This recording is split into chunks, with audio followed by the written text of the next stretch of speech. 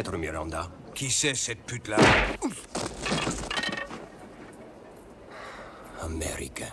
Walter Hill a lancé l'engouement pour les buddy movies dans les années 80, grâce au succès de 48 heures en 1982, qui a conduit directement aux flics de Beverly Hills en 1984, L'arme fatale en 1987 et tous les autres films du genre. Il est revenu au genre à la fin de la décennie avec Double détente, un film inspiré par le désir de Walter Hill de travailler avec la superstar Arnold Schwarzenegger sur son idée flic russe à Chicago. Le chêne autrichien, qui était sur une course phénoménale depuis 1984 avec Terminator, Commando, Le Contrat, Running Man et Predator, a accepté de jouer malgré l'absence de scénario, basé uniquement sur le concept de Walter Hill et la description de la scène d'ouverture. Et comment t'expliques le sac à merde étendu sur le trottoir? Il habite ici. Le capitaine Ivan Drago est envoyé aux États-Unis pour récupérer le trafiquant de drogue géorgien Viktor Rostavili, responsable de la mort de son partenaire. Lorsque Rostavili est arrêté, Danko se retrouve en équipe avec le détective de Chicago, Art Ridzik, dans une course contre la montre pour empêcher qu'un énorme trafic de drogue ne tombe et empêcher Rostavili d'échapper à la justice. Alors qu'est-ce que vous faites en Russie contre le stress? Vodka. Retour en arrière sur les années 80 remplis de testostérone. Les hommes musclés et les tensions de l'époque de la guerre froide ont créé un terreau fertile pour les thrillers d'action explosifs. Son territoire parfait pour Hill, dont les angles souvent sympathiques sur les parties les plus ignorées de la société, ont donné à ses films plus de gravité que beaucoup de ses contemporains. Double détente a la particularité d'être le premier film américain à tourner sur la place rouge de Moscou avant la chute du communisme, bien parce qu'il a dû être filmé sournoisement parce que le gouvernement leur a refusé un permis. La plupart des scènes se déroulant en Russie ont été tournées en Hongrie, de sorte que les images de la place rouge qu'ils ont réussi à obtenir avec une équipe de 4 personnes ont été utilisées comme arrière-plan pendant la plupart des plans du générique de fin.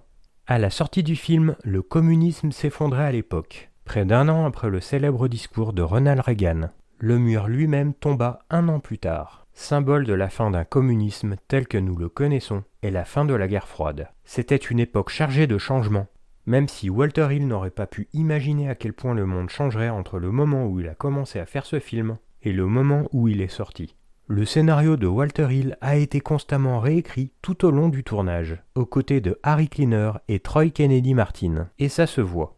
Double détente commence de manière prometteuse, mais l'histoire ne tient moins après la mise en place. Il appartient donc à Arnold Schwarzenegger et James Belushi d'essayer de surmonter ces problèmes grâce à la force de leur personnalité. Même si cet étrange duo n'a pas la même magie que Nick Nolte et Eddie Murphy dans 48 heures, ou Mel Gibson et Danny Glover dans L'arme fatale, il est plutôt convaincant et complémentaire. Schwarzenegger n'est pas le plus grand acteur du monde, il est donc compréhensible que Hill ait écrit Danko comme sérieux et impassible. Ce sont des traits que Schwarzenegger peut gérer, car cela nécessite principalement qu'il livre des lignes intentionnellement plates et ait l'air imperturbable. Danko est presque aussi robotique que le Terminator.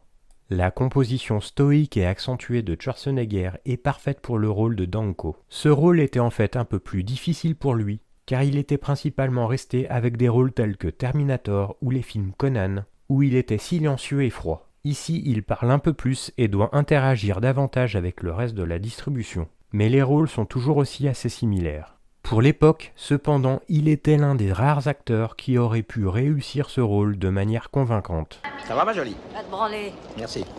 James Belushi, pour sa part, passe par les étapes en tant que sidekick, bavard, drôle et sympathique. Il n'y a pas vraiment de sens que Danko et Ridzik deviennent des amis proches ou même qu'ils apprennent l'un de l'autre en matière de police, mais le duo fonctionne. La dynamique de ce duo est que Danko est intensément concentré sur son objectif et est prêt à mourir pour l'atteindre, alors que Ridzik préfère éviter le danger. Le film démontre que lorsqu'ils travaillent ensemble, ils font le flic parfait. Ils sont tous deux légèrement corrompus de différentes manières. Ridzik planque de la drogue sur un suspect pour le faire parler, tandis que Danko casse les doigts de la même personne pour obtenir le même résultat. Danko commence à se rendre compte que les méthodes de Ridzik donnent aussi des résultats, et vice-versa. Maintenant, je suis agent en civil. En civil? On dirait Rambo. Après Commando en 1985 et Predator en 1987, il n'y a rien dans Double détente qui rivalise avec ces niveaux de machisme et de violence que le public des années 80 attendait de Schwarzenegger depuis Conan le Barbare en 1982. Schwarzenegger est un bon choix pour le film, son accent autrichien est une bonne couverture pour un accent russe, qui était parfois difficile dans ses premiers films. Le film a une belle distribution de soutien, comprenant Peter Boyle, Laurence Fishburne et Gina Gershon. Ed Ross est aussi un solide méchant, avec ses regards glacials.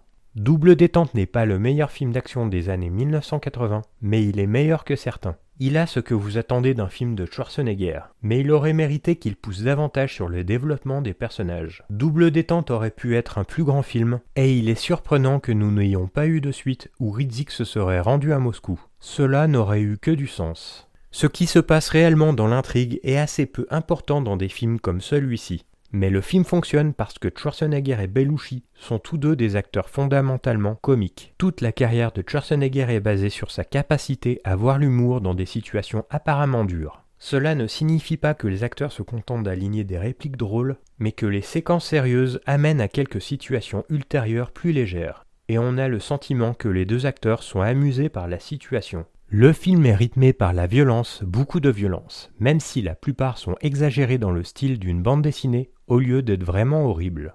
Le film est étrangement sérieux. Il est mêlé de références internes à l'inspecteur Harry et à un moment donné, Danko refuse l'arme préférée de Harry, le 44 Magnum, en faveur d'un modèle russe. Mais les traits similaires entre les personnages de Arnold Schwarzenegger et de Clint Eastwood, notamment dans la puissance et les impacts de balles qui sont portés à l'écran, nous amènent à une sorte de Harry Callahan de l'Est. Tout le monde pourra te dire que le Magnum 44 est le meilleur.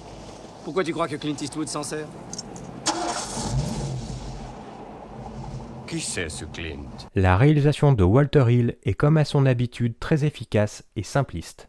Et il utilise des effets pratiques et un travail de cascade surprenant, aidant à élever Double Détente dans la catégorie des meilleurs films d'action des années 80, à l'image de la séquence finale déchaînée avec les autobus dans les rues de Chicago. Walter Hill joue beaucoup avec les différences de culture et d'ambiance. Le film commence par un prologue bizarre qui voit Arnold Schwarzenegger presque nu, enfin sous un pagne, dans un sauna. Mais en dehors du hammam, Moscou de la guerre froide est un endroit enneigé, dur et terne. Cela rend le contraste d'autant plus efficace lorsque les événements se déplacent vers l'Amérique. Chicago est vibrante et colorée. Étant un film d'action des années 80, les partitions sonores au saxophone sont très présentes. La partition musicale de James Horner mélange la musique classique militaire soviétique avec le jazz rhythm and blues mettant les nuances néo-noires au premier plan. Breuvage, petit oiseau. C'est une branlette, ça, Ruskov? Faut croire que non. Tu aimes pas petit oiseau? Si, j'ai rien contre petit oiseau. Dans d'autres mains, Double Détente aurait pu être un peu plus amusant, mais Walter Hill apporte une idée réaliste des lieux et de la politique dans le film, tout comme un long métrage de Scorsese ou Ferrara. Walter Hill capture le centre-ville de Chicago, le côté torride de la ville, et tous les gens qui y vivent dans sa mise en scène. Les personnages qui auraient pu autrement être survolés ont l'impression de faire partie de l'histoire, même s'ils ne sont capturés que pour de brèves scènes. Il aime dépouiller et rationaliser ces histoires, les rendre schématiques, ou même comme dans The Driver, allégoriques et symboliques. Mais ici, il met en place les symboles et ne les oppose pas. Le réalisateur donne généralement aux Afro-Américains des rôles de premier plan dans ses films, et il a inclus un discours brûlant du chef de bande marxiste noir qui dirige le réseau de drogue dans la prison. Mais bien qu'il peaufine certains aspects sensibles, le contexte politique et social à la fois soviétique et américain est lissé et simplifié à l'excès. Ah là là, une putain de soirée, mon commandant. Vrai festival. D'abord, il y a un crâne d'œuf qui s'est amusé à me braquer. Ensuite, Danko a descendu un travelot. Et puis... J'ai toujours adoré vos rapports, Ridzik.